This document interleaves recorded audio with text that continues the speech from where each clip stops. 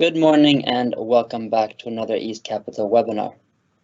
Today we are joined by a senior member of our investment management team, Sanat Sachar, who plays a key role in both our global frontier and our global emerging market strategies. My name is Massimo Grassotti and I am part of our investor relations team. Now, Sanat currently finds himself in Vietnam, and over the next 15 to 20 minutes, we'll share some key insights and observations from being on the ground and along with some notes from having visited some companies. Please also note that you have the possibility to ask Sanat questions using the Q&A function in the top right-hand corner. Now, Sanat, welcome. Thank you for joining us. I know you're busy, so let's get started right away. Tell us a little bit about your trip, some highlights, where you are, what you've been doing, and who you've been meeting. Great. Thank you, Massimo. Thanks a lot for having me. So yeah, no, I'm in Vietnam. I'm in Ho Chi Minh City. It's one of the most important cities in Vietnam. So it's been a very interesting trip. Just put things in perspective, this is a country with 97 million people and 60 million bikes. So when you go on the street, you really feel the traffic is very, very interesting. So when you want to cross your road, you see the activity in the city is quite active. So yeah, this has been a quite good week for me. I came here last week. Again, this trip was very much structured in a way. Generally, I like to structure my trips where I spend some of the days just going on the street, speaking to some of the normal people, some store managers, and then some part with the company. So first day I was just roaming around in the city.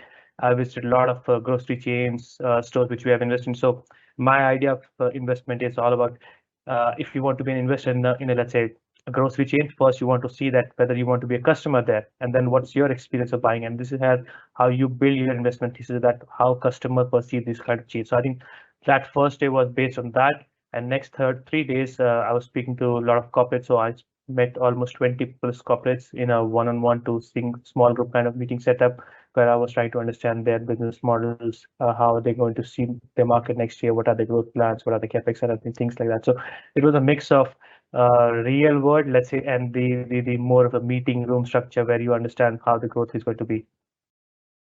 Oh, that's great. Touching on exactly what you just finished up with there, the growth, right? So Vietnam was one of the fastest growing markets last year.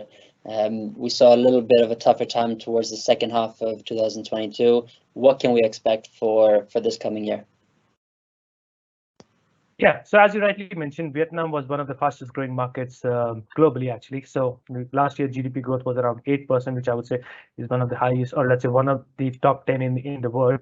With inflation was very much under control, around 3 to 4%. I think that's very much acceptable for any standards, I would say. But I think in the second half, what we saw is, again, if you look at the Vietnam economic structure, it's very much dependent on the exports and imports and the global trade. So just to put things in perspective, again, so their GDP, their imports and exports are around 100% of GDP. So the way you can look at Vietnam, it's more like a factory. So they import a lot of stuff, they process it, they manufacture things, and then send it back to the world. So I think with that kind of backdrop, in the second half of the year, we saw slightly slow down. I would say I think the fourth quarter was a little more difficult. We saw the PMI numbers going down, the growth was slightly slowing down, the inflation was slightly picking up. I think that was kind of background we saw, and this slightly continued in the Q1 also. So January and mid-February was a very similar kind of situation where there are some orders being cancelled, some things were getting slowed down. But now I was speaking to a lot of corporates, and now we see the green shoots. So the PMI numbers are getting back. They're seeing a lot of orders from a lot of companies. I think China opening up is playing a big role for the recovery in Vietnam. So GDP growth for this year in 2023 is expected around 6.5%. Again, it's a slowdown from 8% what Vietnam used to grow for last many years. But now again, 6.5 is also not bad. In terms of inflation, things look quite stable. This year, the government is expecting around 4.5. I think this is quite reasonable. I think very much achievable.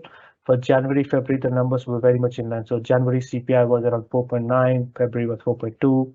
I think it's going to be very similar in March and April. So again, from a full year perspective, this year GDP growth of 6.5% looks quite achievable, with a lot of global factors which are helping coming into picture. And I think the second half would be the real recovery story, where you see a lot of things stabilizing, interest rates stabilizing in the US.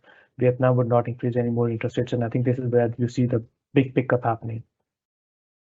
Good to hear that we have something to look forward to. You mentioned China there, and we'll get back to that in a minute. But I do want to ask, we do get a lot of questions with regards to frontier markets about liquidity. Tell me a little bit about the liquidity in the financial system right now. Yeah, I think that's a very good question. So when we saw this economy has been growing for many years at a very high rate, but when we saw a little bit of slowdown last year, so we saw there are a lot of companies, especially the real estate sector, started coming under big pressure in terms of liquidity because this market has been just growing a lot, and then some of the corporates were levered, and this is where things started getting into difficult situation when the liquidity situation gets tightened, inflation gets picked up, interest rates started going up. So personally, we don't have any investment in real estate at all. I think we saw something like this happening already, given the market was just too heated, and I think it was more of a matter of time rather than really happening or not happening. And this started happening in second half of the year when this real estate players started coming under big pressure.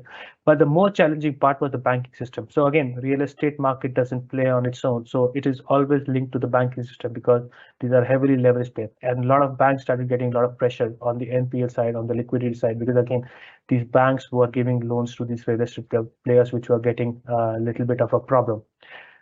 Personally, this is something which was coming as a surprise to a lot of people, given I think we all expected the banking system to be very solid.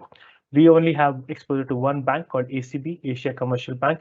Again, this is where I always say that our investment style comes into picture where we don't like to buy a bank kind of thing. So we always like to believe in the management quality. That's why I say when I invest in a bank, I'm not investing in the bank. I'm investing in the quality of the management, the people who are running the show, and they manage the risk management much better than a normal banking sector. And this is what we saw in the second half, let's say Q4 of the year, when a lot of banks were facing a lot of challenges. The bank which we are investing in, this Asia Commercial Bank, had a very good year for a couple of reasons. Firstly, on the real estate side, they have 0.5% of the loan book exposed to real estate versus the other players who are at 45, 50% kind of exposure because this was a very fast growing market. And this bank decided to withhold their horses and just try keep the focus on quality of the loan book was much more important. And I think that's where we see the difference. So only 0.5% of the loan book was exposed to real estate sector. And on top of that, I was talking about the quality of the management. So when things become a little tough, this bank actually saw benefits out of NIM. So the net interest margin started going up because when the economy is in a difficult situation, people want to move to a very strong, stable bank because for a deposit, because your cost of deposits are going up. But then for the smaller banks, they face a lot of challenges because people don't trust their books, their whatever, the business cycle, and they feel that there will be a problem and they want to go to the bigger banks. And this is where ACB start benefit out of it. So for example, just to put things in perspective, the cost of, let's say, term deposit, people were putting a deposit for around 9 to 10% in other banks, was ACB was able to get a deposit for 7.4, 7.5%. And this is where the quality started delivering into earnings growth. So they had a very high net interest margin. Their NPLs were very low, 0.6%, and you had a very decent loan growth. So they're 13 to 14%. I think this combination of these three really helped this bank to grow their profit by 40, 50%. I think that's what we were looking for and waiting for, and the bank started delivering on these kind of things. So liquidity, I would say, overall system is getting better now. But the kind of exposure we have in the banking sector is doing very well, and then it's expected to benefit even more this year. Okay, great. So now if we take a step back and we look at Vietnam as a whole, I mean, seeing as a frontier markets strategy is index agnostic, how important is Vietnam to that strategy? Yeah, as you rightly mentioned, so Vietnam is a very big part of our index, but as you rightly mentioned, we are index agnostic. So we are not a country investor, we are not a sector investor, we're a specific company investor, and I think that's where the Vietnam stands out perfectly. So this market has been growing at around 6 to 7% for the last 5 to 6 years. And we believe this is the same kind of growth they are going to see in next 5 to 6 years. So this, especially this is coming from under penetration. Another good thing about Vietnam is when you look at a lot of smaller emerging markets in Asia, let's say specifically, these markets are very much dominated by few players. There are few big houses, families, groups who are doing everything. So whatever the earnings, GDP growth you see in the market, you don't really see in the earnings of the company because either this is concentrated into infrastructure, which is nothing to do with the normal companies, or the few groups who are dominating this effect. But that's where we see it very different in Vietnam. There are a lot of small companies who are doing a lot of interesting stuff, not very much controlled by few groups, very, very diversified, and they're finding a lot of new growth avenues. And again, market is trading even with this kind of growth, market is trading around 10 times PE 1 year forward, which is significantly lower than even their 10 years average of around 13 times. So they're still 30% cheaper. a lot of small, interesting growth companies, so and not very much covered by a lot of international investors. So even during this trip, in the conference, there were 300 people, and during my that's consumer trip where I was going around and meeting these store managers, there were 60 people, and a lot of coming from new who has never looked at Vietnam before. So I think this is the beauty of this market, not very much covered, very well diversified, growing at a very strong rate, not dominated by a few families slash groups. So corporate governance is quite okay. So kind of a heaven for a manager like us who likes to look at these small companies from a very bottom-up approach. That's great. Sanat, you mentioned earlier, the effect of China reopening on Vietnam. What kind of impact do we believe that the +1 policy from China will have on Vietnam? Elaborate a little bit on that, please. Yeah, sure. I think this is the discussion which started almost last year when there was a big lockdowns in China, and everybody realized that the supply chains are very, very difficult to manage given everything you're betting everything on China. So everyone started looking outside China to get this +1 kind of value chains or supply chains. And Vietnam fits all the criteria. So it's right next to China. We have a common border. So it's very easy to shift your supply chain from China to Vietnam with not a lot of efforts which you have to do. Secondly, it offers very similar kind of dynamics where you have the young population, a lot of manufacturing sector, a lot of industrial parks. So it has 68 cities and 64 industrial parks. So very much focused on this kind of manufacturing activity, very, very big coastline. So it fits all the purpose. So even my discussion during this trip where I was speaking to a lot of industrial parks, so they are getting a lot of inquiries from a lot of big groups. So Foxconn, the provider of the app, they provide chips to Apple. So they are setting up a big factory in Vietnam. There are a lot of other small companies who are trying to set up a factory because once there is a big factory, you have to become their ancillary and then start producing products for them. So I think that's a big push which is happening. And that's why we are more positive on the second half, because right now the inquiries is happening, they're getting the land rights. And when they start building up the factory, then the production will start happening mostly in second half of the year. This is where another growth engine will come into picture, where you have big manufacturing, big export market, and then all the shape at the ports and everything will start getting benefit out of it. Good.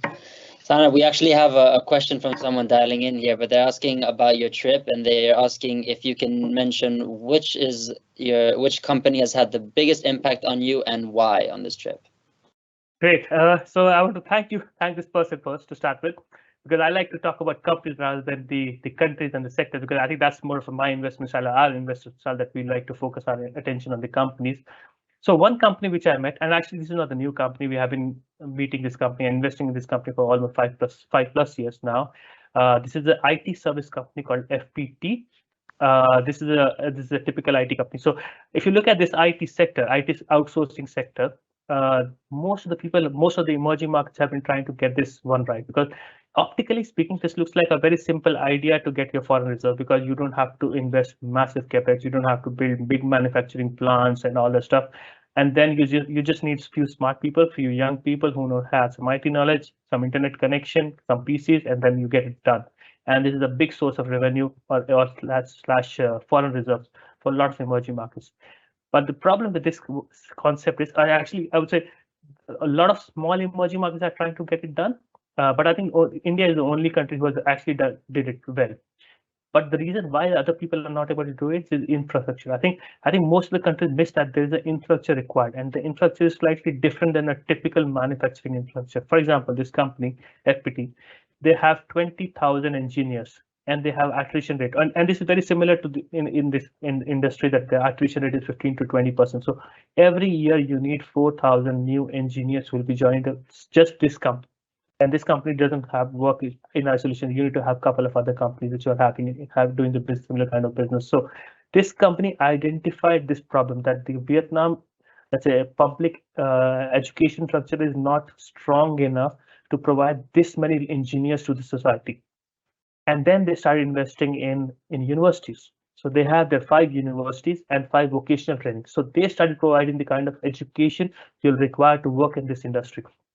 Again, I call it's more of an ecosystem which provides value. It's not just an IT company. They have created an ecosystem where the young, talented guys goes to their education institute, study the kind of specific learning they need, specific education they need, and then they join the workforce in FPT. So it's good for the students because they get a job directly. It's good for them because they get a cheap talent and they get the right quality of talent. I think it's a very common phrase which we use for IT industry professionals.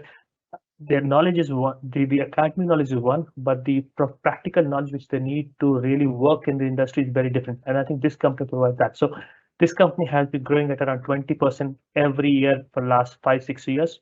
And we expect this similar kind of growth to happen. So this, for us, it's more of a compounder. So it grows at 20% and the value comes from the entire ecosystem that they have developed. And that's why it's very, very difficult for anyone to come and disrupt this ecosystem because they don't have the kind of supply chains for them, which is students and the IT professionals, which they get at a very reasonable cost, at the right kind of talent and right kind of education background. So I think this is a company which we like. Very solid earnings growth, 20% as I mentioned, trading at a very reasonable valuation of 13 to 14 times PE. So I think this is more of an unknown, but we like this kind of niche growth, compounder, solid quality of management, which is creating value again and again. Sanat, it's always great to hear you, and you do like to pick companies, and you are a stock picker, so it's always great to hear when you pull out these names. Now, we do actually have just one last question for you. We have someone else here that's mentioning that Vietnam is an interesting country and asking if we offer any funds that invest only in Vietnam. We don't. But however, maybe Sanat, you can just talk a little bit more. Again, you've mentioned it a little bit, Vietnam, how it plays into frontier markets, but give it a little bit more context. I mean, Vietnam is a big part of the frontier markets. They do get a lot of exposure to Vietnam through our frontier markets. Any final comments maybe on that for them?